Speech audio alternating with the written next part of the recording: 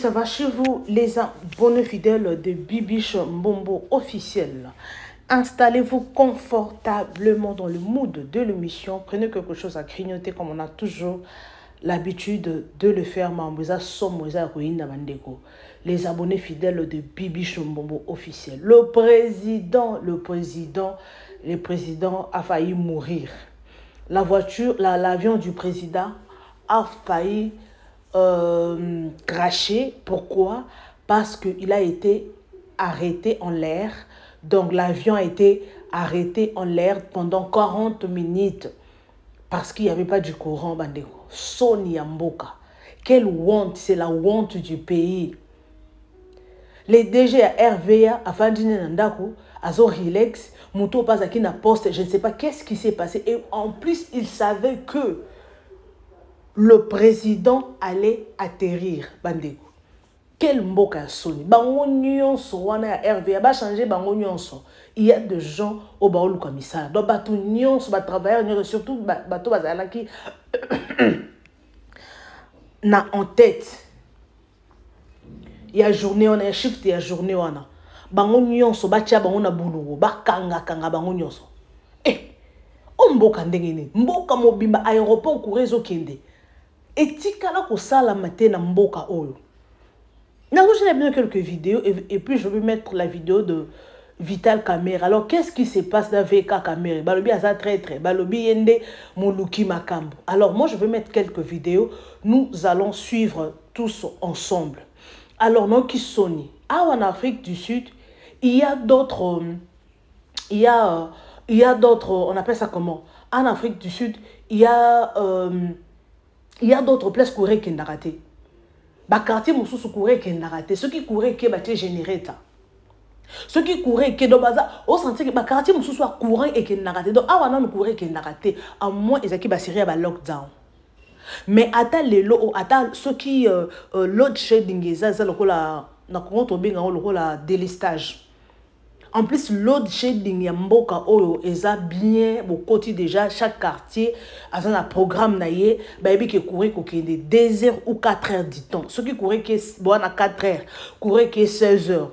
Donc 20 heures juste et qu'on les pas même 30 secondes bien et ceux qui l'équipe peut-être et qu'on les quelques secondes caca, pas même 1 minute et donc très bien organisé. Donc au senti mboka organisé mais au Congo Mambasoni, c'est la honte, c'est la honte.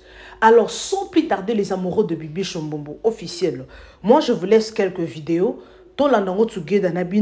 et puis nous allons revenir juste après pour commenter. Alors partagez massivement nos vidéos, aimez sans oublier la cloche de notification. Sans plus tarder, let's go. Bande robino bo vandi kuna boye marambo bando le kanate to le kanite. Oh.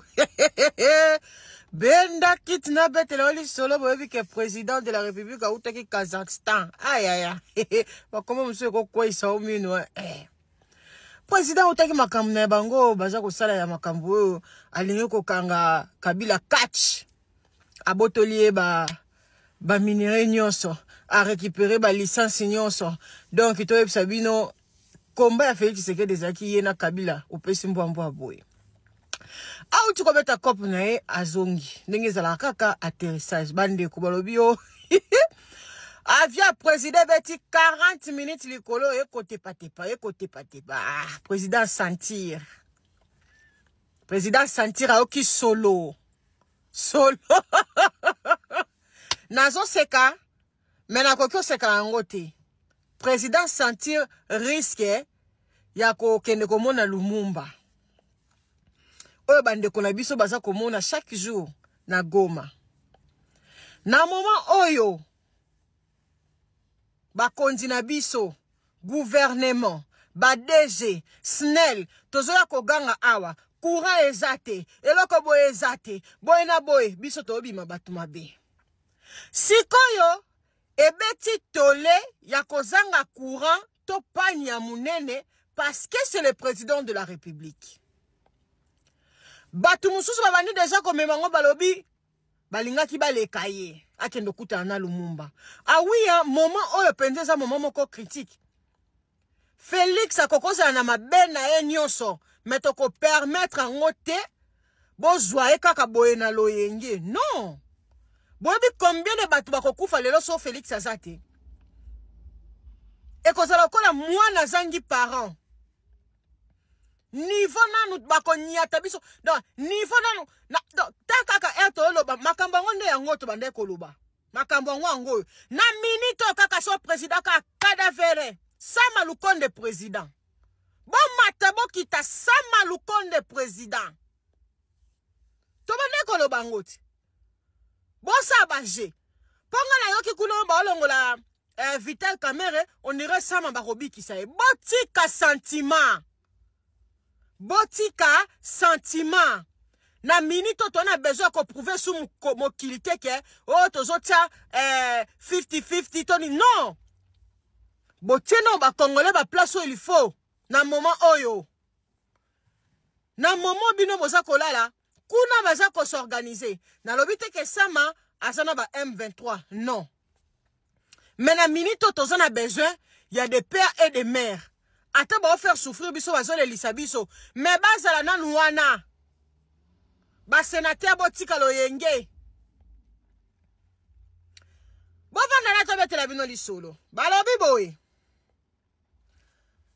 C'est jeudi 11 septembre, l'avion présidentiel congolais, le Boeing 737 BBG Simon Kimbangu, avec son bord, le chef de l'État, Félix Tshisekedi, a connu un contretemps inquiétant à son approche de Kinshasa. Officiellement, on en parle d'un coupure de l'électricité qui aurait retardé la mise en marche du groupe électrogène, perturbant la communication entre le cockpit, I don't know, is in English, cockpit, na language ni, et la tour de contrôle. D'autres invoquent même une défaillance grave du personnel de la RVA. Résultat, plusieurs personnes ont été interpellées pour interrogation, mais la vraie question est là. Comment un aéroport international qui accueille l'avion présidentiel peut-il manquer de fiabilité à ces points? Aujourd'hui, c'est le chef d'État qui était à bord demain si c'est un avion de passagers ordinaire qui sera responsable d'un éventuel drama na français problème to eloko moko drama na yebi yango notonga on alinga na drame. Le pays consacre des milliards aux institutions onyoso et comme commentaire tokei awa balobi nini président azalaki na kati ya avion balobi pas coupure au moins makambo otonde koloba ya SNEL kurezati soki bozana ministre ya justice ya malonga bakolandaka babiloko wana nyonso erto sabino le Congo est malade ezo sifoki awa bae kolati sa chapeau balobi batu ya RVA pe lobi bango te eza SNEL parce que SNEL azwa ki pani na pani wana l'état ba bongisa bandeko. Moi je pense que c'est pas normal. Ou soit c'est grâce à Dieu eza nango makambo solo bango balobi na kokyo condamné bango te. Mais aéroport international boyebi ke président de la République azali kolo azali koya bandeko 40 minutes 40 minutes na kati avion. Non, se rappelé lisusu une fois to koma Kinshasa na uta Dubai poto kita na kin to beka soki pe 30 ou 25 minutes 15 minutes to balukaka likolo na mona ko ndiena ngina kufa na banda ko loba anga nzambe na ke mona mukiebo na yebi sabina president nazana azui leso ya vina Tozo Sekame, les institutions, eza en danger. Ba député, ba sénateur, Bolamouka, arrêtez de rêver. On peut, tokoki kola la lobby to la mouki eloko ya grave salamina Congo. Félix Tshisekedi a Zanzambete. Protéger les institutions. Bon, protéger Congo. Congo ko kata. Na minute ezakaka parce que Félix aza mutu. Toko permettre te mutu libanda a robomela biso. Wana za masha mumeno. Biso moko to finga kaye. Biso moko to lobaka ndenga za incompétent. Mais tout le monde a kaye chaque jour. Chaque matin. On nzamba loba soko la muki. Renouvellement ya bonté na yesa la kalikola Félix. Attends to yaka to zolo ba makamne mais il doit être en vie. Il faut vivre. Là, c'est notre match à Moumeno. Bozo mona teke bozo so ba Rwanda botie bango na front. Akuta ni bozo ndeko na akosala ndeko ne mabete. Bobo tene ba bazo ko kwesa ba bazo so ba province. Hein? Makila ya minu na yo akoki kosala mabe na lolenge nyonso mais luka komona kae. Félix Tshisekedi alingaka tendeka abwatiki testamate. Bo sala baje. Bango nani Sama Lukonde ndenga alingaka lala kaka lali ala muki bodo na tongo lelo tonga tomo na ka Sama Lukonde président de la République. Do sukiawa. Bandeko soki boyeba kite ba député oyo bazali source to cause ba o bazana idée ba o bazana posa ke Vital Kamerhe alongo na kiti na ye bakendaki komona Augustin Kabuya bakendaki ko solola na ye eloko balingaki ko solola na ye tozali koyebisa bino tozali kotila bino pe video bomona makambo yango ndenge nini elekaki bakei kaka juste nde ko informer ye parce que boyebi ke IDPS nde ezali parti présidentiel. Alors Kabuya Augustin Kabuya ayebisi bango ye ayoki akotale la kaka mokonzi. Donc il y a la réponse européenne sa bangote. Bango pene ba ye wana ba yete que Augustin après sa bango conseil sa bango ke batia na se. Donc ba eka ko informer. Omonika ndenge bande ko lokota ba signature. Baza ko lokota ba signature butu moi ko luka ba signer pona ko longola. Ba komi siko na touro et komi tout ya parti ya IDPS. Bakene komona CG na ba CG ya IDPS pona ko signer na ko umela mingi te nazali kotikela bino bola na makamni basole kuna ba député ndenge nini balobeli mingi bobetela bino bakuti bato penza basali bazwaki idée oyo pona kolongola Vital Kamerhe na kiti wana eza ba député ya Est. Ils ont député à Est. Na kosenga à peine à président de la République. Oyebi ke Kasai pesa ko se retrouver te hein. Po to komi to mona kaka to zo mona kaka. Bato à Est, ceux qui bato à Est te ba Rwandais congolais bokomi ko imposer biso. Donc na bato à Est ko doit se retrouver sous te et comme ka ba Rwandais congolais donc bo lingo la te so bolinga bo prouver na mokili nini na zo comprendre te wana les Afrique. Les Afrique ba sentiment na donc na éviter bolanda no makambo lekane kuna. À la quête d'appui politique pour des pétitions visant le membre du bureau Vital Kamerhe,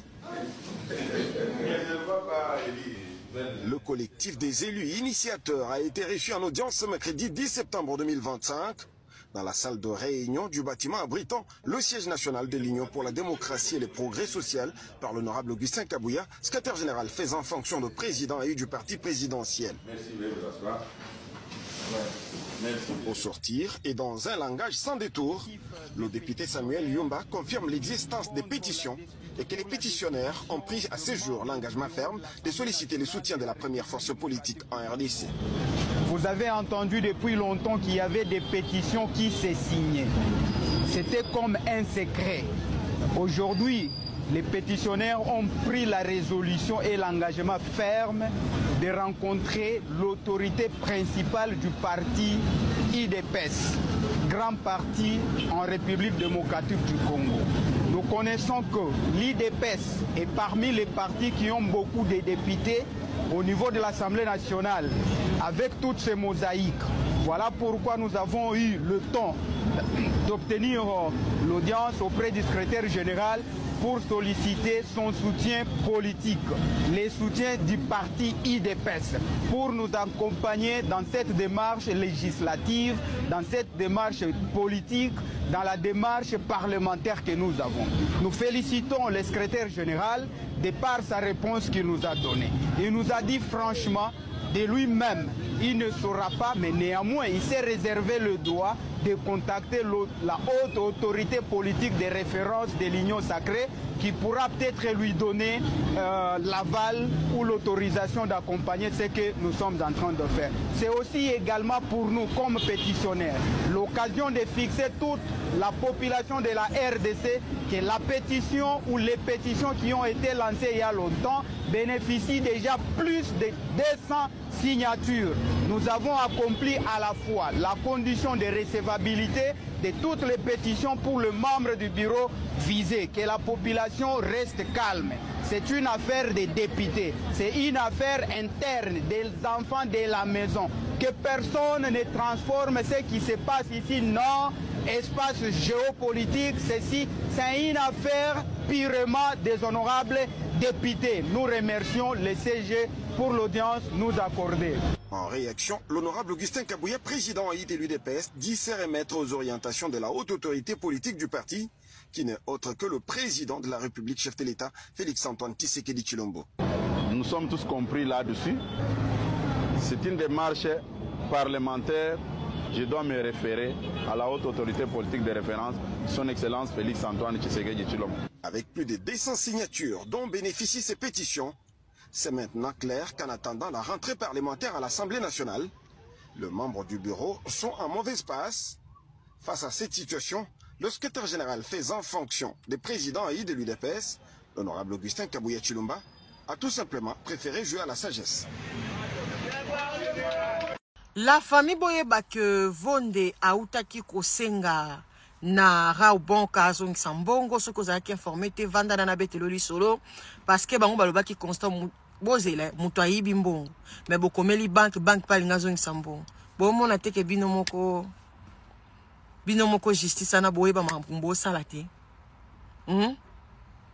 boye bobeleli bolobi mbongo ebungiti parce que boyaki liboso a détourner yo vondo yo lobi osala enquête osengi balongola ye na ebité avant osenga balongola Constant Mutamba ba immunité osala ki enquête te ya komona ke mbongo ezalaki na banque ezala na mama Judith bosala ki enquête te bozo sala soni ya justice. Moi je vous dis papa Vonde bozala sûr que na moment oyo bino bokolongwa na ba poste na bino ezala vital ezala mama Judith ezala Vonde que vous dirigez kota finance malam ke bambongo ya milekolo zati parce que awa bino boleli si Constant Mutamba bolobi tentatif mais na tentatif wana mbongo yango oyo bazongiseli bino pa ya banque bino bozala sûr que mbongo bodepasaki mbongo ti bodepasaki mbongo ti boyoka makambo ra banque alobi awa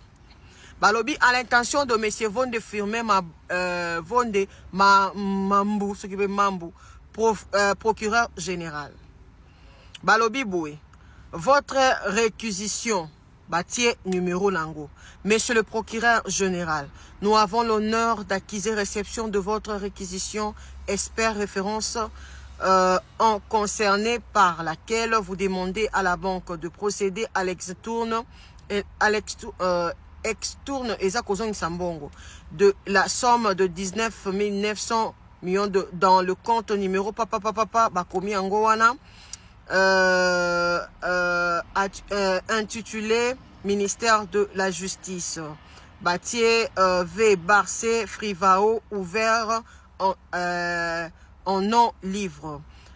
Il faisait suite, nous vous informer que la Raobank a procédé à la comptabilisation de l'opération d'extourne par débit numéro ouvert en ces livres au nom des Zoua Zion Construction au profit de compte Batiewan. Si konga na lobby boy bandeko Rao Bank azozongisa to asa azongisi ti tota la lettre oyo azozongisa mbongo oyo balobaki Constant Mutamba ayibaki. Bandeko nazoyeba te nazopesa batu mingi oyo peut-être batongaka ndako nde bakoki koyeba eloko tokopesa exemple boye. Okei osombi terrain. Na terrain osombi ozwi entreprise moko ya ba chinois batongela yo. Bakotongela yo mbongo wana okotia na kombo ya compte na yo, ozwi compte na yo, ofongoli na kombo na yo, po bango babanda ko ya kozwa mbongo na compte na yo. Non. Okozwa mbongo, okotinda yango na compte ya entreprise oyo bino bolingi, oyo yo lingi batongela yo ndaku ndengo lingi. Siko boye bisangai na place wana tentative ya koyiba mbongo eze sika nini? Bango zoa sope zion ango. Bon, soit disant balobi ke zion azan expérience te aza soki pe na ina nenga na tunie. Ba entreprise o ami d'achature a fongola ki ya ba masangu. Ba entreprise ya construction ba fongola ki na moment ya 100 jours. Et ça la combien d'années? Vitel Kamero ozana mama na libabe mo ozana botutu eza kolanda bino. Na mama Judith. Mama Judith nazo sebino boko futa makambo bosali Mutamba. Bomoni mwa mobali ana nde bomemie tina suka. Vous allez payer très cher. Nzamba likola ko futa bino. Mbongo ezongi te. Mbongo lettre yango wana mbongo ezongi te. Siko toza ko tuna bino 19 millions no baza ko zongisa.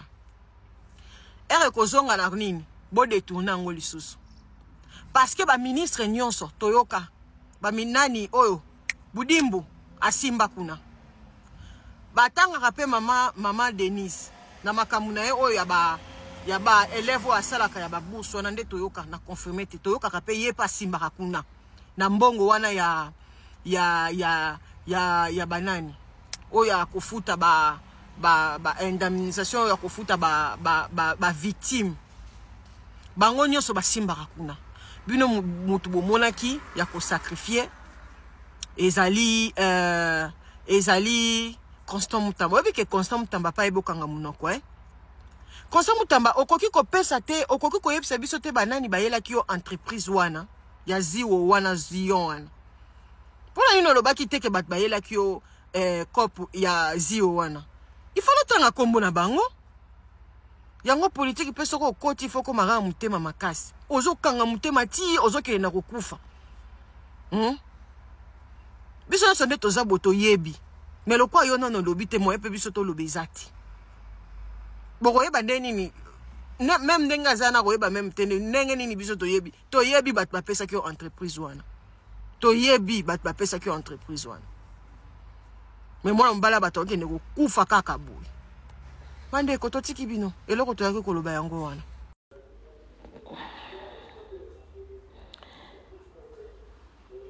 Alors, j'espère que tolandi biso nyonso. Eloko ezo sala pasi vraiment. Ezo sala pasi parce que eloko toko bengango ezali tentative ya coup d'état. Toko pesa ngo bongo. Toko pesa ngo kombo ya tentative ya coup d'état. Parce que le président de la République alingi akita. Mais ce qui s'est fait, le président moya quitté zate parce que avion na yeba reta qui a pour courir zate. Sur ceux qui carburant ici là. Ceux qui carburant ya président de la République ici là. Elle n'est que vous à la boni. Elle n'est qu'aux ala boni bandeko makambuya soni ceux qui carburent ici là wana crash n'est que ça automatiquement président qui donc ce sont des choses qui déjà organisées, oui on peut dire ça parce que comment attaque ton baby mboka ngoza mboka moko ya basi ceux qui attaquent que non mboka oyo ezali mboka moko ya mutu mais quand même le président zo qui t'a quand même as président mboka malgré tout ce qui se passe Asa président, il faut bien organiser Makambunion sur président zo kita likolo wana na président place azalaki andolo wabi Nzambe Denis Atikali Nzambe bana donc président déjà tension mati donc bato automatiquement bakanga bango bakende boulot wana eloko wana c'était quelque chose qui était déjà organisé parce que quand le président de la République hésité combien de bateaux bazo yinayo combien de personnes au bazar donc bazila yo kufa pour bango bazo poste wana alors bato bon il faut bango so bakanga bango ba explication ko pesa te pour peuple congolais azo souffrir non na ba courant jour au bato bazo tala ba match ndena lundi garçon mo boy alobi Snell baza en sorcellerie makasi il faut bakanga ka directeur ya Snell wana bango nyonso na bakanga bango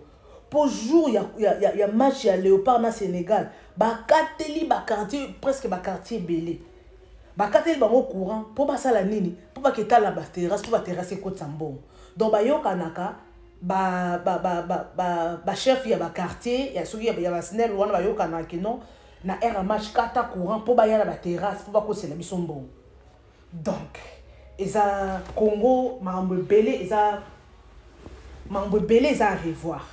Alors, les amoureux de Bibiche Mbombo officiel. Alors, moi, je vous laisse suivre. J'espère que vous avez tous suivi. Bissonio Sotolandi et Loko EPC Pastor, ceux qui président de la République, ceux qui Loko comme la cahier, Engeza Somo. Banguna na bengana bangba sepela, bangba sepela, mais babi que non, c'était quelque chose qui était déjà planifié. Que le président Kouré Zalaté a vu ça la crash. Congo, oh, ils ont vraiment. Ils ont somme trop. Somme ming. Alors, Nzambe Asunga, Congo n'a biso organisation ezala. Ça fait la honte. Nga amona lobaka na bi Congo na biso ata aéroport wana fachi ata lopena aéroport wana. Ils ont place mususu peut-être président ko maraté. Na aéroport ya Njili wana eza ba place toko kiti on sentait que non yumo on se retrouver que non aux na Congo nga nazoyeba na 2021 ana kendaki Congo bandeko na lati pe jaquette bien parce que na Nairobi ni ezala qui on appelle ça comment Malili ezaki vraiment il faisait vraiment froid na Nairobi Malili ezaki makasi sikoyo na lati jaquette herbiso to komi na on appelle ça comment tokomi na aéroport ya Njili bandeko na oki moto moko ko donner ma chaleur moko eyambingai je me suis dit nabi Congo na biso au monte et bon air to bimi kaka aéroport mama na oki atmosphère mususu do na moni Congo ndenge na moni bandako mikusi zambe na ngai na moni bandako mikusi na moni batu ndenge pardon, n'habitez sur la mission na miso Afrique du Sud na moni batu ndenge na moni banda kwa mikusi natali to bote ka ba côté ya Kingasani masina wana na moni ngondeke batu belé vertige na miso vraiment et ça lui passe vraiment. Alors merci beaucoup, merci à tout le monde, merci à toutes les personnes qui m'aiment bien, merci pour vos appels, merci pour vos remarques. Et ça la biso vrai kitoko. Alors Congo na biso nzamba sunga parce que mamboyo c'est la honte. On va bien c'est la honte par totalement la honte. Nzambe asunga vraiment président bato ba kanga bango en plus à partir à wana ba bon qui s'appelle dans courant. Parce qu'il y a de ces gens là ba futaka courant mais bazarana courant et courant comme le roi Marie de nuit. À mon on a gana bouton après qui herbe balali ndi ba herbe rotinda courant. Donc c'est ça. Namona combien de gens au bandolé là. Nabi courant, et ça quoi Marie de nuit ya kana butu donc ba profiter d'abord na courant. Ba profiter d'abord na courant mais ba dozo fouta courant. Alors, merci beaucoup à tout le monde, merci aux abonnés fidèles. Merci pour vos likes, merci pour vos commentaires. Yangonde épais et autres sabiso makasa conseil la bino musala en tout cas, partagez massivement nos vidéos, aimez, commentez, n'hésitez pas surtout la cloche de notification. Bon, appuyer la cloche de notification, donc c'est vraiment une façon de nous soutenir. Alors, Makamboyo, politique eza makambo ebele politique vraiment eza makambo ebele ya mboka na biso Vital Kamerhe a fait ceci Vital Kamerhe a fait cela suka toyoka ka Vital Kamerhe a postulé président de la République tozaka awa toza awa toyebi te makambo ya politique ngo na obike makambo politique ya Congo na mona ngo ndenge vraiment c'est la honte totale dans la République démocratique du Congo. Alors sans plus tarder, suivons quelques éléments. Non. Je vais vous proposer quelques éléments juste à la fin de la vidéo. Et puis, bon, là, on a bientôt se séparer. Notre passe. Maman Denise place à Zara qui est sur les lots balais soso ya pembe. Balais soso ya pembe pour crash moi il y a ça malikolo. Un président qui dit mais qui sont ces gens-là? Ils vont enlever moi tous ces gens-là qui veulent ma mort. Sony. Mboka moko sodo otambola mboka ozoma malade aussi la ndenge nini na Congo. Malade aussi la ndenge nini au Congo. Ba typhoïde wana aussi la e ba non aussi la ndenge nini. Typhoïde aussi la tête. Typhoïde aussi la tête pour mboka ils ont nos salité, ils ont nos cleanté. Otala bato place bazo te kabilo place bazo lamba place no ba lamba malewa. Banini place wana ils ont yakobeba ils ont très sale donc typhoïde ekoyate ndengeni maladie ekoyate ndengeni. Alors les abonnés de Bibiche Mbombo officiellement Mboyo nzambe ya likolo asunga franchement je vous dis nzambe ya likolo asunga Congo na biso apesa biso président ou peut-être à cause ami qui Fachi. Pourquoi bazo ba kenon Fachi azo salate. Fachi bazo le la kaka Fachi azo salate. Mais au final erozanongo kaka boye Congolais bando le la kaka parce que à l'époque de Kabila c'était la même chose. À l'époque de Kabila, il y avait des gens qui plairaient. Eh Kabila, Rwandais, Alongwa, Congolais, yé, elle beaucoup moins sous beaucoup moins regretté. N'importe Kabila, Kola Foufou, les Araki autant, si qu'on le commis autant, donc on sentit qu'un Congolais positionné aux alatés. Oui, bateau on est bateau travailler na ba président, on ba lingi dans baton, ça va proche na bango. Ba liena no ba on ba tondi ba tongi ba immeuble ba s'enrichir, ba escroquer, ba détourner. Ba yibi détourner mazaki moyibi ozu mbongo eloko ozu oliango salela or ezango ya yote. C'est du vol, c'est du vol. C'est du vol. Président Fachi vraiment na likambo yo bon mekampe ko bongisa pe na no courant bato snel. Il faut payer ba bongisa no pe na no courant. Po eloko aboso ki kaska cracher ça là ma. Ceux qui crachent ça là, bongo ko condamner banani. On a président héros eza matanga na Congo. Pour balinga balelaka na kati eza no président akufi bat bazaki na ye ba otanga bango te ba bisu bokende ka bo une aperçu mais ba otanga na le président de la République il est parti. Alors merci beaucoup à tout le monde, merci à nos abonnés fidèles, merci pour vos likes, merci pour vos appels, merci pour vos suggestions. En tout cas ça me va droit au cœur et ça biso malamu ceux qui bozo s'abonner bolanda ba émission na biso tina suka. Donc c'est vraiment une façon de nous soutenir, partager massivement. Je vous demande de partager nos vidéos, aimer, commenter sans oublier la cloche de notification. Alors merci beaucoup à tout le monde. Moi je vous retrouve, je suis pratiquement à la fin, je vous retrouve next time avec un nouveau numéro de notre émission 100% News et analyse. Donc, vous avez connecté, franchement. Vous avez connecté. Vous avez toujours pour topé sarabino ba information ou eza koleka par-ci par-là. En tout cas, espace commentaire, eza wana pour na bino. Ba abonné fidèle ya Bibiche Mbombo officiel. Botika ba like na bino. Bokende sans pour autant botika ba like te. Tika like, tika commentaire, partagez les pe amis et connaissances na yo be émission na biso parce que awa biso toyela bino ba réalité, ce sont des réalités au bino biso tozoyela bino. En tout cas, merci énormément à vous les fidèles de Bibiche Mbombo officiel. On se retrouve next time avec un nouveau numéro. Bisous, bye, à la prochaine.